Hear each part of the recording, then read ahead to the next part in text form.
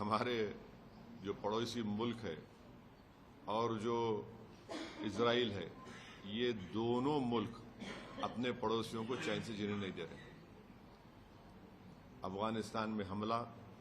اور پھر اسرائیل جو ہے بار بار جون میں ایران پہ حملہ کیا، اور اسرائیل بنیامین نتنیاہو نے 70,000 سے زیادہ فلسطینیوں کا جنوسائیڈ کیا۔ یہ جنوسائیڈل رجیم ہے اور جو ہمیشہ شرارت کرتے رہتے ہیں۔ تو یہ میرے احساسات ہیں اپنی پارٹی کی طرف سے، اور میں امید کرتا ہوں کہ ہماری گورنمنٹ آف انڈیا خامنہئی کی موت کی مذمت کرے گی، اور اگر یہ جنگ نہیں رکے گی جو ایک اللیگل ہے اور کوئی خطرہ نہیں تھا کسی کو، صرف دبانا چاہ رہے تھے اور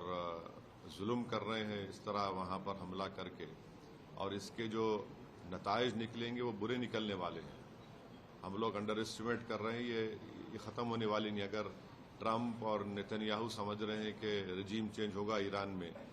نہیں سمجھتا کہ رجیم چینج ہونے جانے والا ہے۔ روزہ رکھتے ہیں، عبادت کرتے ہیں راتوں میں، ایسے مبارک مہینے میں انہوں نے مل کر ایران پر حملہ کیا ہے، اور یہ بھی نہیں سمجھا کہ مبارک مہینہ رمضان کا ہے، مگر خیر وہ تو انسانیت کو نہیں ماننے والے ہیں بنیامین نتنیاہو۔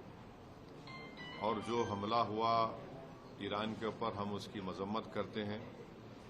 اور خاص طور سے جب جنیوا میں بات چیت کے ذریعے سے ایک بریک تھرو ہوا تھا،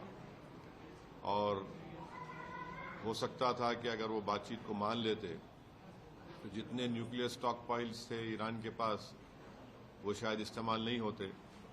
مگر اب انہوں نے مل کر ایران پر حملہ کیا، جس کی وجہ سے 200 سے زیادہ لوگوں کی موت ہوئی ہے، اور لڑکیوں کے اسکول میں 108 جو بچیاں اسکول میں پڑھتے ہیں ان کی موت ہو گئی۔ آیت اللہ خامنہئی کی موت ہوئی ہے، اور میں اس کو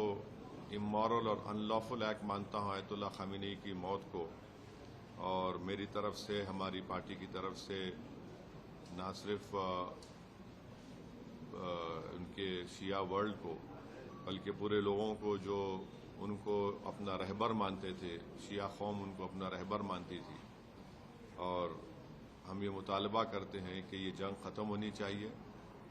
اور بھارت سرکار کو اس میں اپنا رول نبھانے کی ضرورت ہے،